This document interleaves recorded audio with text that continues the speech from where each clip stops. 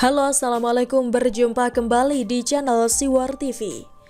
Saatnya Jokowi copot Prabowo, ditulis oleh Ayas. Ketika Jokowi memutuskan menggabungkan Kemendikbud dan Kemenristek, serta menciptakan Kementerian Investasi, wacana reshuffle kembali menguat. Beberapa menteri mencoba memperkuat diri mengamankan posisi. Beberapa nama disinyalir layak direshuffle, salah satunya Nadiem Makarim. Namun alih-alih Nadiem Makarim yang direshuffle, saya justru berharap Prabowo adalah salah satu menteri yang dicopot. Tidak ada prestasi mencengangkan yang dia buat, yang ada justru hanya kontroversi tanpa henti. Prabowo sebenarnya bukan orang yang layak menjadi menteri. Dia tipe orang yang merasa dirinya elit, yang seharusnya bukan menjadi menteri, melainkan presiden. Jokowi butuh kerja ekstra keras untuk orang bermental penguasa seperti Prabowo. Jokowi memang berkepentingan menjadikan Prabowo menteri untuk meredakan tensi ketegangan yang sempat memuncak antara pendukung Prabowo dan pendukung Jokowi. Upaya ini memang berhasil. Istilah kampret dan cebong benar-benar lenyap meskipun melahirkan istilah baru, yaitu kadron.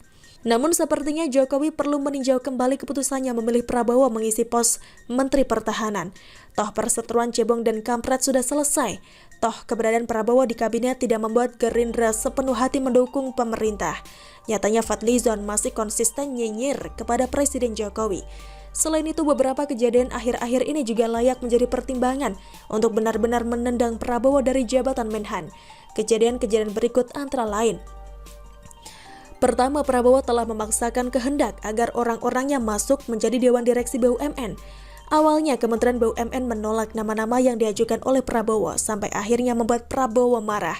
Setelah bersih tegang, akhirnya caleg PKS yang bernama Kuncoro Pinardi dilantik sebagai Direktur Pemeliharaan dan Perbaikan PT PAL Indonesia berkat jasa Prabowo.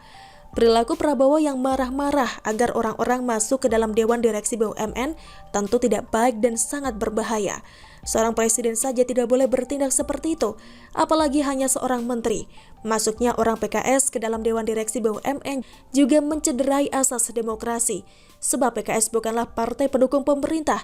Saya berharap hal ini bisa menjadi pertimbangan bagi Jokowi untuk mencopot Prabowo dari jabatan Menhan. Kedua, Prabowo membentuk pasukan khusus.